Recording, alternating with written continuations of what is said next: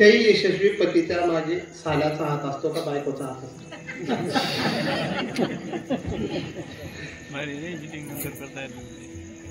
पण काही काही एवढा हलकट पती आहे, अशी भाषा बोलतात, मी कमायले मनी कमायले मनी पद्धतीतून बापने कमायले मनासे मी इकू काय आणि फुकू काय.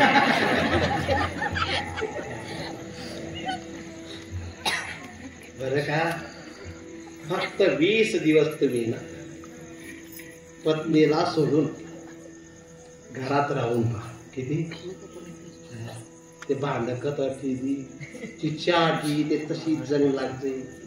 आमना अनुभव नाही बरं. पण आम्ही काय करतो, ज्यान घरमा पाहिजे त्यान घरच मुक्कामले चाललं जातं. दादा आधी काही तूच येणार आहे.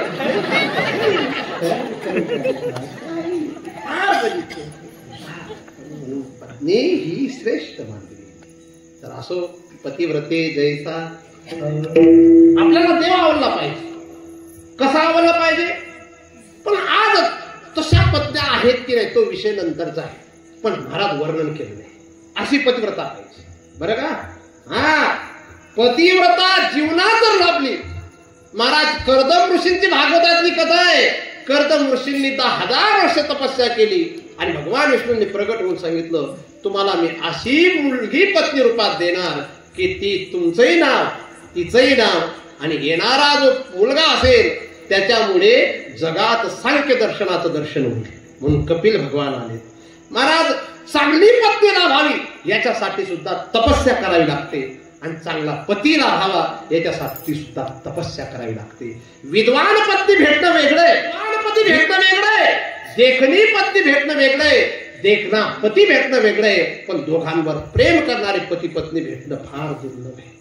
ज्या दिवशी तुम्हाला दोघांवर प्रेम करणारे दोघं मित्र लागतील ना, त्या दिवशी तुमचा संसार सुखाचा, त्या दिवशी तुमचा झोपडीतला संसार सुद्धा बघण्यापेक्षा श्रेष्ठ विठ्ठला.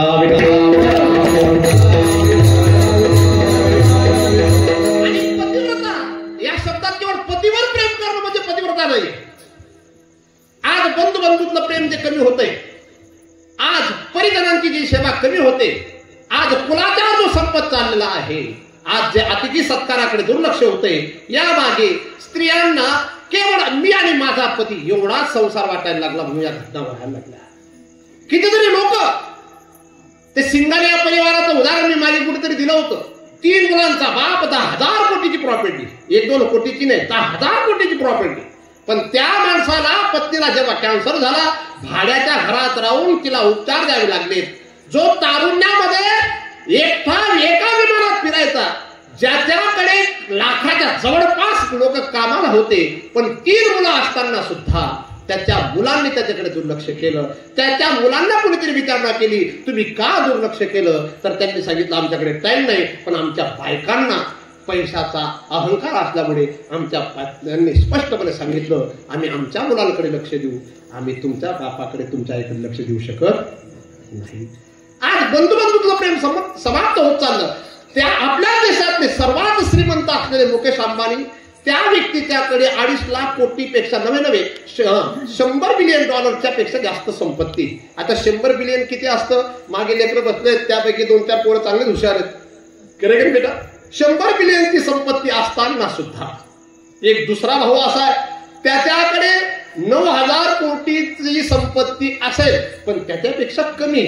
तो अनिल अंबानी. कोणता अंबानी? एक अनिल अंबानी आणि दुसरा मुकेश अंबानी. या दोघांचा वाद मिटवण्यासाठी कोर्टाला मध्ये भाग द्यावा लागला आणि तेव्हा कुठेतरी वाद समाप्त झाला.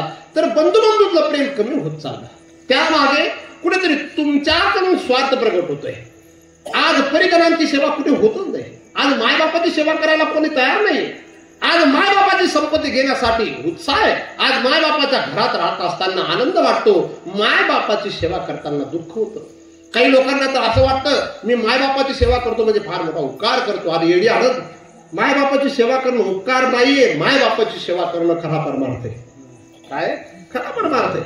आता या व्यक्तीचा विचार जर केला, हे व्यक्ती सुंदर माडकरी, या व्यक्तीने कमीत कमी 1000 गावांमध्ये जाऊन अंत्यविधीचे कार्यक्रम सुद्धा केले असतील. या व्यक्तीने आतापर्यंत 5000 कीर्तनांमध्ये टाळ घेऊन चाली म्हणले असतील. या व्यक्तीचे दोन्ही मुलं माळकरी आहेत, पण पिताश्री थोडीशी पितात, मला माहिती पिताश्री पितात, पण ती व्यक्ती म्हणते माझ्या पिताश्रींना तो एक आजार आहे, पण मी माझ्या पिताश्रींचा विरोध का करावा. हे सुद्धा एक वृद्ध लोकांची आणि सेवा जर करायची असेल तर तुमच्या पद्धतीकडून तुम्ही अपेक्षा करू नका. तुमच्या आईच्या पायाला तेल तुम्ही जर लावलं ना, तुमच्या बापाच्या डोक्याला जर तुम्ही तेल लावून दिलं ना, तर तुमच्या मुलाला ते संस्कार वाटतील की हे या घरातले संस्कार आहेत. तुमच्या मुलाला ते जर दिसलं की माझा बाप माझ्या बापाच्या आईच्या पायाला जर तेल लावून देत असेल तर मी सुद्धा माझ्या आईच्या पायाला तेल लावल्याशिवाय राहणार नाही. आज तेच मुलं जर पाहत असतील, त्यांच्यासाठी तुम्ही लांब लांब जरी जात असाल, पण त्यांच्या निमित्ताने जर तुम्हाला ते संस्कार दाखवता येत नसतील तर भविष्यात तुम्हाला ही परिजनांची जी सेवा आहे हा विसर पडत चालला. पाश्चिमात्य संस्कृतीने तुमच्या माझ्यावर एवढा प्रभाव टाकला की तुम्ही मी पाश्चिमात्यांच्याच विचारधारेत वाहून चाललो. आणि आज वर्तमान असा येऊन ठेपलाय की आज ग्रामीण भागात राहणाऱ्या शेतकऱ्याच्या मुलाला मुलगी भेटत नाही. जो सेवा करतो त्याला मुलगी भेटत नाही, आणि जो एकटा राहतो त्याच्या मागे लाईन लागते. बरं काय पट्टी, जो एकटा राहतो त्याच्यासाठी लाईन लागते. ह्याचा विचार काय? आज कुलाचार संपत चालला. आज ग्रामीण भागामध्ये जे हरतालिकेचं व्रत आहे, ऋषी पंचमीचं व्रत आहे, एक तुम्ही शहरामध्ये जा, शहरामध्ये या गोष्टी दिसत पण नाही. महादेवाच्यावर पाणी टाकायला जायला लागले ते फक्त प्रदीप मिश्रांचे ते उपकार आहेत. ते सुद्धा 2-3 वर्ष टाकतील, तुम्ही 5 वर्षानंतर पुन्हा झोपतील. कितीतरी असे कितीतरी संप्रदाय जन्माला आले, कितीतरी वर्षापासून या परंपरा थोड्याशा आहेत, लगेच जातात. तर महाराज कुलाचार संपला नको पाहिजे. एक काळ असा होता याच बाबरे गावामध्ये ज्याचा मोठा परिवार असेल त्याच्या घरात मुलगी दिली जात होती. आज वर्तमान काळ इतका भयानक येऊन गेलेला आहे, जिथं सासूही नसेल, सासराही नसेल, माझ्या भाषेत सांगू, जरी जुना बितळा नाही होती ना तरी पोर देतच. शब्द काय? जिथं म्हातारी नसेल ना, म्हातारी नसेल तिथं मुलगी दिली जाते. हे काय चालू आहे? तर आम्ही संस्कृतीला विसरत चाललो. मग पतिव्रतेची व्याख्या ही आहे जी घराला घेऊन चालते, घरातील लोकांची व्यवस्था करते, घरातील सर्वांना आपलं सोबत घेऊन आपल्यासारखं बनवण्याचा प्रयत्न करते, पुढे नेते, तिला पतिव्रता म्हणावं. नुसत्या पतीच्यासाठी जगणं एक छोटा आहे विषय. मग तुम्ही म्हणाल सीता मातेने तरी काय केलं? दशरथ महाराज निवडत होते, कौशल्या माता तिचा मुलगा एकुलता एक राम तो वनात जात होता, तर कौशल्याची सेवा करण्याकरता सीता मातेने घरात राहायला पाहिजे होते.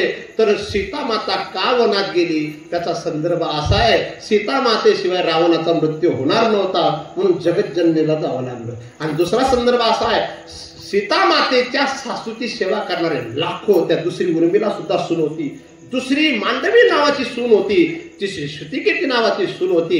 म्हणून एक आदर्श दाखवण्यासाठी सीता माता पतीच्या सोबत गेलेली. तुमच्या माझ्या जीवनामध्ये, तुमच्या जीवनामध्ये असे कोणतेही संकट नसताना तुम्ही तुमचा स्वतंत्र स्वार्थ साधण्यासाठी पतीच्या सोबत परिवारातील मुख्य सदस्यांना वजा करून जर तुमचा स्वार्थ साधण्याचा प्रयत्न करत असाल तर अजून सुद्धा पतिव्रता धर्म तुमच्या जीवनात लक्षात आलेला नाही. म्हणून पतिव्रता धर्म जो आहे तो पतिव्रता धर्म घरातील सर्व सदस्यांच्या सोबत सम्यक शिखर सारखा शब्द काय, सम्यकता आणून सर्वांच्या मध्ये राहून सर्वांचा सल्ला घेऊन सर्वांना सल्ला देऊन सर्वांना आपल्यासारखं बनवण्याची सुरुवात करणं म्हणजेच पतिव्रता धर्माची सुरुवात आहे. मी मागे कुठेतरी कीर्तनात सांगितलं होतं की आदिवासी समाजातल्या महिला जरी त्या पतीला घेऊन माहेरी राहत असतील, पण त्या नुसत्या पतीला घेऊन माहेरी राहतात असं नाही, तर त्या कधीतरी बापाला सुद्धा पाणी दिल्याशिवाय राहत नाही, आईला सुद्धा भाकर खाऊ घातल्याशिवाय राहत नाही.